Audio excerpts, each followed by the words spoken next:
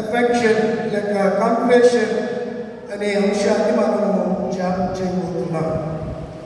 మీరు ఆలోచన చేస్తే యిర్మీయా చెరలోనికి ఇశ్రాయేలు ప్రజలతో పాటు నెబుకద్నెజరు చేత అష్షూరు దేశానికి, ఇరాకు దేశానికి కొనుక్కోబడ్డాడు. ఇశ్రాయేలు ప్రజలందరూ వారు చేసిన తప్పిదాలను బట్టి దేవుణ్ణి వాడు విడిచిపెట్టి ఇష్టానుసారంగా వారు జీవించిన విధానాన్ని బట్టి దేవుడు కొన్ని పర్యాయాలు వారిని అన్య రాజుల చేతికి, వారి పరిపాలన కిందకి వారిని అప్పగిస్తూ వస్తూ ఉండేవాడు. ఇశ్రాయేలుకు మొదటి రాజు అయినటువంటి సౌలు 40 సంవత్సరాల పరిపాలనలో అనేక తప్పిదాలు చేశాడు. దేవుని మాటను అతడు వినలేదు. దేవుని మాటను వినుకున్న ఒక సేవకుని, ఒక రాజును దేవుడు ఏర్పాటు చేసుకున్నాడు. ఆ రాజు దావీదు. ఆయన గురించి దేవుడు చెప్పాడు, దావీదు నా ఇష్టానుసారుడైన మనుషుడు, అతడు నా సంకల్పమంతయు నా నీతినంతయు నెరవేర్చగలిగిన నా సేవకుడు అని దావీదుని గురించి దేవుడు సాక్ష్యం చెప్పాడు. మొదటి రాజైన సౌలు దేవుని మాటను వినలేదు. తదుపరి కారణం చేత దేవుని యొక్క అనాయింటింగ్ను, అభిషేకాన్ని అతడు కోల్పోయి దెయ్యపు ఆత్మ చేత ఇశ్రాయేలుని పరిపాలించడానికి కారణముడయ్యాడు. తదుపరి అతడు తన కుమారుడితో పాటు గిల్బోవ పర్వతం మీద ఒక అమాలేకీయుని చేతిలో అతడు చనిపోయాడు. ఏ అమాలేకీయులైతే హతము చేయమని సౌలుకు దేవుడు సమూయేలు ద్వారా చెప్పాడో, ఆ అమాలేకీయులను, ఆ అన్య జనాంగాన్ని నిర్మూలన చేయకుండా వారిని విడిచిపెట్టిన కారణం చేత ఎవరినైతే అతడు విడిచిపెట్టాడో ఆ అమాలేకీయుని చేతిలోనే సౌలు చనిపోయాడు. ఈ వార్త పట్టుకొచ్చి అమాలేకీయుడు దావీదుకి చెప్తే అమాలేకీయుడిని దావీదు ఏం చేశాడు? చంపించేశాడు. ఒక అన్యుడు ఒక అభిషక్తుడిని చంపడానికి వీల్లేదు. కానీ వీడు ఈ అభిషక్తుడు అన్నవాడు అన్యుడి చేతులు ఎందుకు చనిపోయాడంటే అభిషేకాన్ని కోల్పోయాడు. దేవుని ఆత్మ లేదన్నట్లో దురాత్మ చేత అతడు నడిపింపబడ్డాడు అనే సంగతిని పరిశుద్ధ గ్రంథంలో మనం చదువుతూ ఉంటాం. రెండవ రాజు అయినటువంటి దావీదు దేవుని ఇష్టానుసారంగా నడిచాడు. మూడవ రాజు అయిన సొలొమోను జ్ఞానంతో పరిపాలన చేశాడు. ఎన్ని సంవత్సరాలు పరిపాలన చేశాడు? మీకు 2 చేతులని దండం పెట్టాలి. 40 సంవత్సరాలు పరిపాలన చేసి చెప్పొచ్చుగా, ఈ సొమ్మేం పోయింది. సౌలు 40 సంవత్సరాలు, దావీదు 40 సంవత్సరాలు, సొలొమోను ఆ తర్వాత ఎవరన్నా 40 సంవత్సరాలు పరిపాలన చేసిన ఉన్నారా? ఎందుకు లేదు? ఇసుకే 52 సంవత్సరాలు పరిపాలన చేసిన ఉన్నారు. కానీ దావీదు వలె పరిపాలన చేసిన వాళ్ళు ఎవరు లేరు. మీరు ఆలోచన చేస్తే సొలొమోను తర్వాత రాజు విడిపోవడం, ఇశ్రాయేలు ప్రజల్ని అష్షూరు నెబుకద్నెజరు కొనుక్కోవడం. ఆ సమయంలో యిర్మీయా గ్రంథం రాయబడింది. యిర్మీయా నోరు మూసుకుని అందరితో పాటు అష్షూరు దేశంలో, ఇరాకులో ఉండగా దేవుడు అన్నాడు, యిర్మీయా గర్భంలో ఉండగా నిన్ను నేను ఏర్పాటు చేసుకున్నాను, పిండమునై ఉండగానే నిన్ను ఏర్పాటు చేసుకున్నాను, జనముల ప్రవక్తగా నిన్ను ఏర్పాటు చేసుకున్నాను, విరగగొట్టుటకు కట్టుటకు నిన్ను నేను ఏర్పాటు చేసుకున్నాను, నువ్వు వెళ్ళి ఇశ్రాయేలు విషయాలు చెప్పమని చెప్పాడండి. మీరు చూస్తే పరిశుద్ధ గ్రంథంలో అద్భుతమైనటువంటి సంగతులు చక్కగా వ్రాయబడినటువంటి విషయాలు మీకు నేను జ్ఞాపకం చేయాలని ఇష్టపడుతుంది. దేవుని యొక్క వాత్సల్యము, దేవుని యొక్క కంపేషన్, ఎఫెక్షన్, దీని గురించి మనము ఆలోచన చేస్తూ ఉన్నాము. చూడండి, దినవృత్తాంతముల 2వ గ్రంథము 22వ వచనం, 36వ అధ్యాయం 22వ వచనం. దినవృత్తాంతముల 2వ గ్రంథం 36వ అధ్యాయము 22వ వచనం. పారసీకపు దేశపు రాజైన కోరెషు ఏలుబడి యందు మొదటి సంవత్సరం దినమున ఇర్మియా ద్వారా పలుకుబడిన తన వాక్యము నెరవేర్చుటకే యెహోవా పారసీకపు దేశపు రాజైన కోరెషు మనసును ప్రేరేపించగా అతడు తన రాజ్యమంతటా చాటించి వ్రాత మూలముగా ఇట్లు ప్రకటన చేయించెను. పారసీకపు దేశపు రాజైన కోరెషు ఆజ్ఞాపించినదేమనగా, ఆకాశమంతలి దేవుడని యెహోవా లోకమందున సకల జనములను నా వశము చేసి యూదా దేశమందున యెరూషలేములో తనకు మందిరమును కట్టించమని నాకు ఆజ్ఞయించి ఉన్నాడు. కావున మీలో ఎవరును ఆయన జనులై ఉన్నారో వారు బయలుదేరవచ్చును.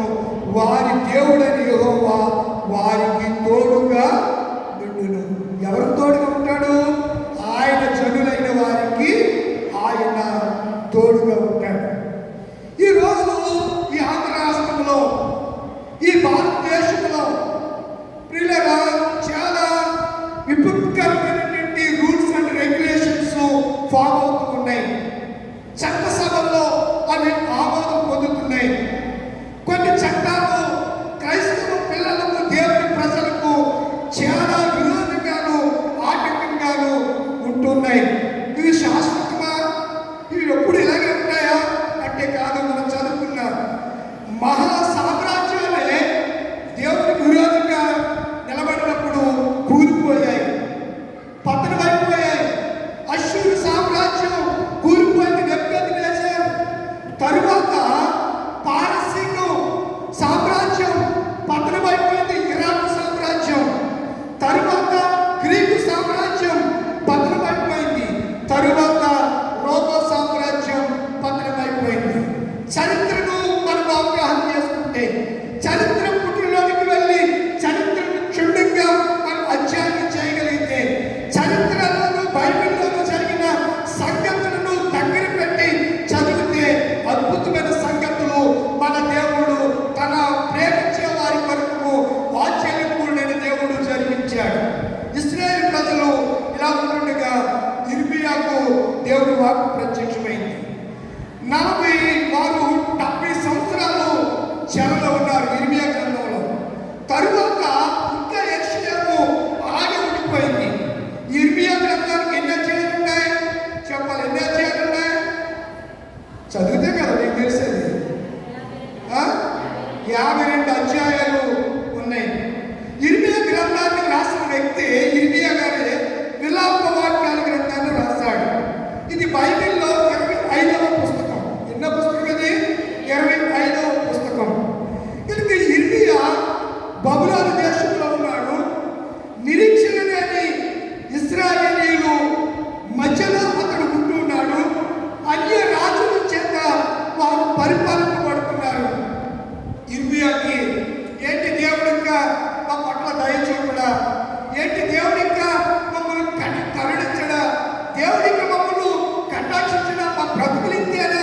మేము ఎల్లకాదు ఇలా బబులోను దేశంలోనే ఈ రాజు కింద మేము మగ్గిపోవాలా ఏంటి అని వారు చాలా విచారం మదనంతో వారి జీవితం వెళ్ళబోస్తూ ఉంటే, తదుపరి దేవుడు ఒక రాజును లేపుకున్నాడు. ఆ రాజు పేరే కోరెష్. ఇప్పుడు డొనాల్డ్ ట్రంప్ గారిని యూరోప్ దేశాలు, ఇజ్రాయెల్ దేశం కోరెష్ అని పిలుస్తూ ఉన్నారు. మీకు అర్థమవుతుందా? బైబిల్కి ప్రపంచ చరిత్రకు చాలా దగ్గర సంబంధం ఉంది. మన చీల స్త్రీల ఆత్మలు చాలా అద్భుతంగా మీరు చేశారు. జీవకుమారి సిస్టర్ లూది అనేది అది పేరే, ఊరి పేరు కాదు. కొంతమందికి తెలియదు, విడివిడి జ్ఞానం, ఏదో మాట్లాడుతూ ఉంటారు. కొంతమంది గ్రీటింగ్ చెప్పండి అంటే గ్రీటింగ్స్లో ఏముండాలి? పొగడుతూ ఉండాలి, మెచ్చుకుంటూ ఉండాలి, హెచ్చరిక ఉండాలి. గ్రీటింగ్స్లో మీరు బాగా చేశారు, కానీ దీన్ని ఇలా చేస్తే ఇది బాగుంటుంది. మేము బాగానే చేశాను, వచ్చే సంవత్సరం ఇంకా అంతే. లోపాలు ఏంటి? మీరు గ్రీటింగ్ చెప్పడం కాదు, సరైన పద్ధతి కాదు. మరి మీకు ఎవరు నేర్పించాడో గ్రీటింగ్ చెప్పే విధానం లేకపోతున్నారు. మీకు ఎప్పుడు సంఘాన్ని ప్రశంసించాలండి, సంఘాన్ని ఎంకరేజ్ చేయాలి. ఎవరు సరిగా బాగా పాడకపోయినా మీరు బాగా పాడుతున్నారని అంటే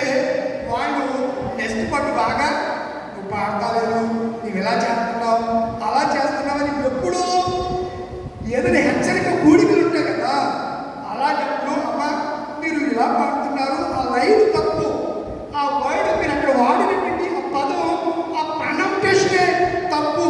అది ఇలా ఆ ప్రొనౌన్సియేషనే, ఆ పలుకు ఇలా పలికితే చాలా అందంగా ఉంటుంది, భావగర్భితంగా అంతరం కలిగి ఒక అర్థం కలిగి ఉంటుంది. ఇలా పడితే బాగుంటుందేమో, ఒకసారి ఆలోచించండి అని చెప్పి హెచ్చరిక చేయాలి. నేను వచ్చిన కాడి నుంచి చూస్తున్నాను, దేవుడి వాక్యాన్ని విడిచిపెట్టేస్తున్నారు. మీరు సొంతంగా కొన్ని విషయాలు ఏర్పాటు చేసుకుని దానిని అవలంబిస్తున్నారు. ఆ ప్రభు సన్నిధిని మోకరించండి అంటే అందరూ మోకరించి తీరాలంతే.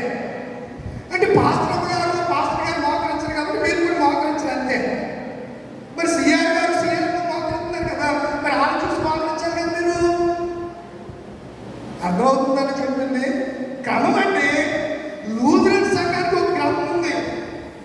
మాకు మా పితరులు జాగోస్ దాది గారు, జక్రీ గారు, ఇంకా అక్కడ అందరూ పూర్వీకులు వాళ్ళంతా కూడా ఆరాధనకు వస్తే సేవకుడు అక్కడ మోకరించి ఆరాధన చేసేవాడు. ఇప్పుడు ఇక్కడ పొట్టలు ఎక్కువైపోయి తిండి మీరు పెట్టే తిండికి కొవ్వు పట్టేసి మలిసిపోయి కనీసం మోకరించలేని పరిస్థితుల్లోకి వచ్చేసారు వీళ్ళు. పాద్రేపలు కూడా అలాగే తయారయ్యాయి. ఇది విమర్శ కాదు, లోపం. విమర్శ కాదు, ఇది లోపం. దేవుడు ఎలా చెప్పాడో అలా చేయాలి. ఏక కుమారు అన్నప్పుడు తగ్గింపు స్వరంతో, మెల్లని స్వరంతో లోపల పాడాలి, హెచ్చుగా పాడేది కాదు.